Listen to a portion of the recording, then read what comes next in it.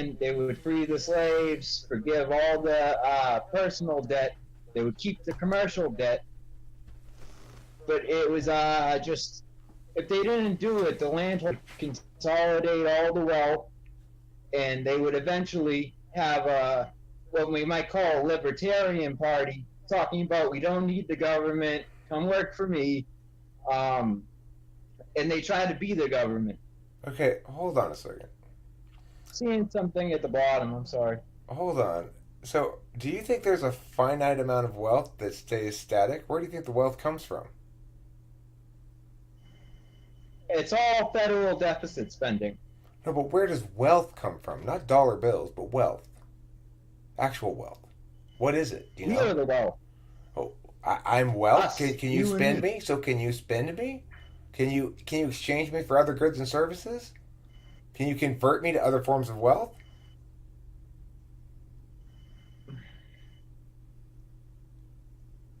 All right, so money. We got to talk about money then. No, I'm asking you Money's not a about means of wealth. What's the exchange. difference between wealth and money?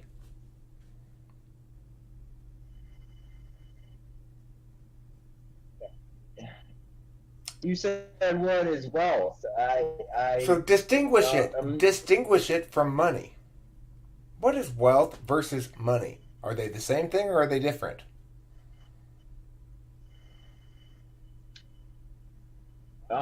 like I said, you said what is wealth? In my opinion, stable relationship, family, those kinds of things. Okay, so Money is just how the much means how to much an family do you have to give away to buy a hot dog at the store? Here's the problem when we don't talk about the history of money. Money is just a ledger. It's Of what? assets and A liabilities. symbol of what?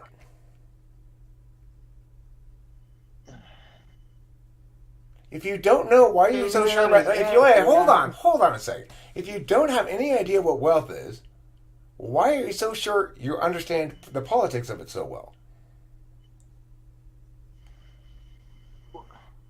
What is your idea of wealth then? Wealth is a metaphysical quality of leverage that people have over one another. And they attain leverage by doing useful work for other people, which creates new wealth into the world. That wealth is then represented by money, which is a symbol of the wealth that is actually earned by people who do actually meaningful work. Every time somebody does meaningful work, new wealth is created. Oftentimes, people do meaningful work for a business enterprise that's making overall wealth, right? So they're not working independently on each of their own projects or anything. People are part of sort of team constructed processes that are designed to create meaningful work first and foremost. That naturally creates leverage over individuals for whom the work. It naturally creates leverage for the individuals for whom that work is performed. So if I need something from you, and I hire you to do that thing, I'm paying you because I don't want you to have that leverage over me. I don't want to be beholden to you, right? And so when you keep talking about debt, you're talking about a fiat currency like the dollar or something like that.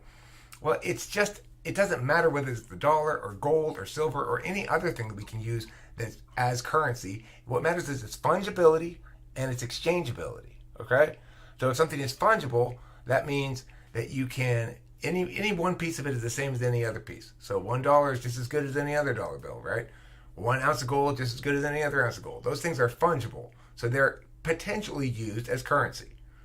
Now, exchangeability means how easy is it to give them half a gold coin? How easy is it to give them to convert from gold to silver or whatever?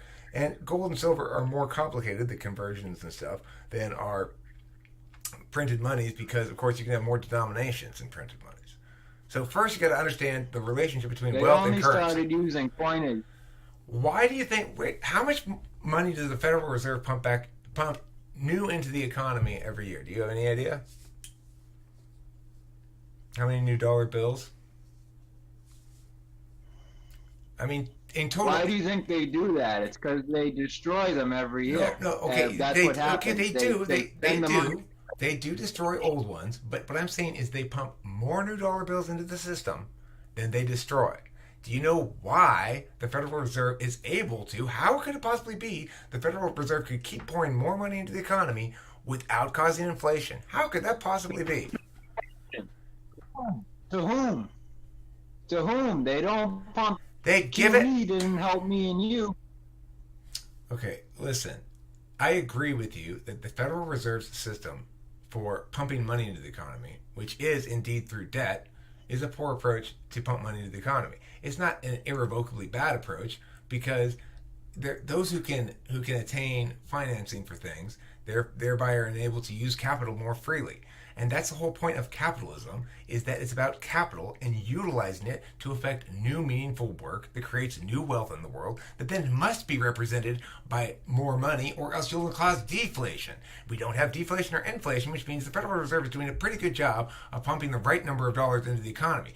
Is the mechanism by which they do so perfect? Absolutely not. But you've been so wrong about everything so far that isn't it time for you to step back and wonder whether you're thinking about this adequately?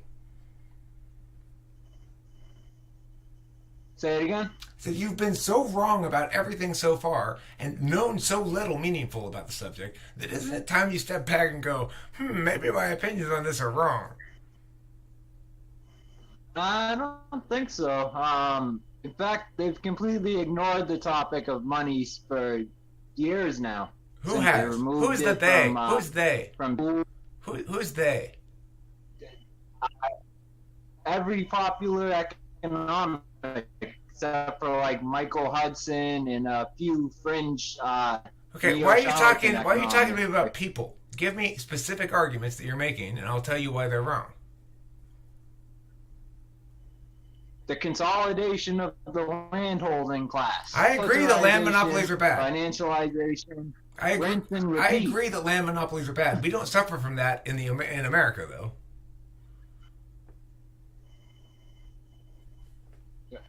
What do you mean? 1% owns all the property. That's not true. Like literally. That's absolutely not true. It's true, No, it's not true. Listen to me. I live in a neighborhood where there's a lot of neighborhood single-family homes around here. Most of the people probably own the home they live in, but those who don't rent from people who own one or two properties and rent them out. That's the way it works. That's why so many people have various means of gaining wealth.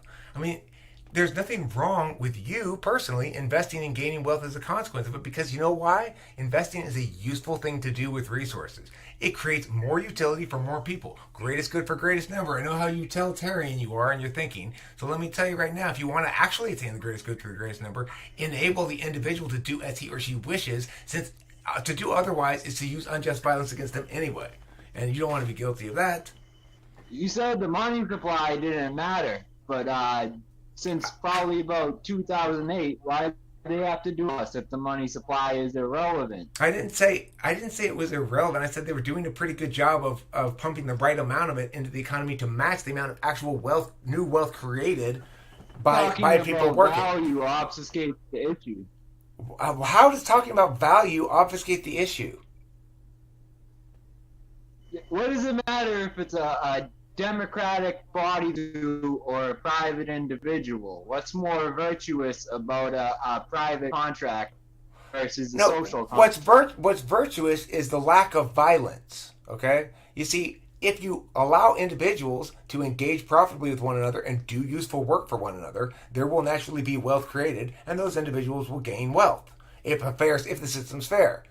It's that simple. Now, if you want to inject violence into the system and cause unjust harms against people who've done nothing wrong and not transgressed and engaged in sensual commercial activity with one another, then that's what kind of advocacy you're making. But I am opposed to violence, especially unjust violence. It's still coercion. It's not voluntary if you're hungry. It's not voluntary if you're poor. I don't understand. So who are you blaming? Who are you blaming? I'm sorry. Who are you blaming for that?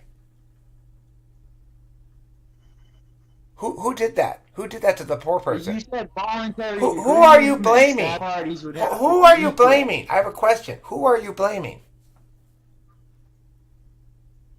You mean blaming? Well, I mean, you say you're blaming what? Capitalism? Who in specific?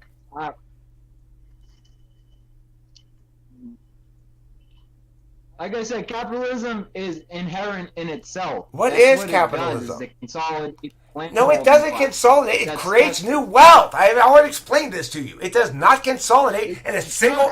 There is not a finite pile of wealth someplace. Okay? It doesn't work like that. Now listen to me. Listen and use your brain. It does work like that. No, it doesn't. The law given was 1940. The homeless populations are increasing. When people lose their jobs, they start killing themselves. Those words are not arguments that mean things, okay? You're just saying a bunch of nonsense. That's how I feel about what is value. Okay, so I'm asking you, do you yet understand what wealth is? Do you get what it is? Do you want me to explain it again? Yeah, explain it again, please. Okay, so wealth is leverage over individuals. If I do useful work for you, then you are beholden to me in some sense. That is to say, you owe me one, right? Except you don't want to be beholden to me. So instead, we have this thing called money that allows you to give me a fungible form of wealth that transfers easily and denominates easily. So what that means is to be an effective currency, something needs to be fungible. One instance of it is just as good as another. If we switch dollar bills, none of us has lost anything. It doesn't matter. If we have different dollar bills now, but they're still each worth $1. So the point about it is... I disagree. It's a ledger of transactions. It's not... how is it a ledger of transaction? How is it a ledger... Hey, hold on. How does a dollar keep track? How does a dollar keep track of what has been spent on? How does a dollar keep track of what has been spent on? That's what a ledger would do. Oh my God. How does it do that? It is a ledger. It's a ledger in every sense of the word. Okay, so how does it keep track of it? I'm sorry, it's not though. It's not though. A dollar does not keep track. Stop and listen. A dollar does not keep track of what it's been spent on. Does it? You're breaking up. A dollar does not keep track. No, shut up. Listen. A dollar does not keep track of what has been spent on, correct? Or not? Hello? A dollar does not keep track of what has been spent on, correct or no? It's the ability to spend is what matters. How is it a ledger, though? You just said it was a ledger. It is a ledger. So what does it keep track of? So what does it keep track of? What does it keep track of? Just keeps track of the debts. That's all. It does? Is my dollar keeping track of the debts? Or do you even know that you don't know anything? Are you even aware of that? It's a circular flow. Oh, hey, You're trying to knock me off my game, bro. I'm done with this video. It's a circular flow. You aren't saying anything. You're just spitting nonsense. You don't understand anything I'm saying, and you're just spitting nonsense.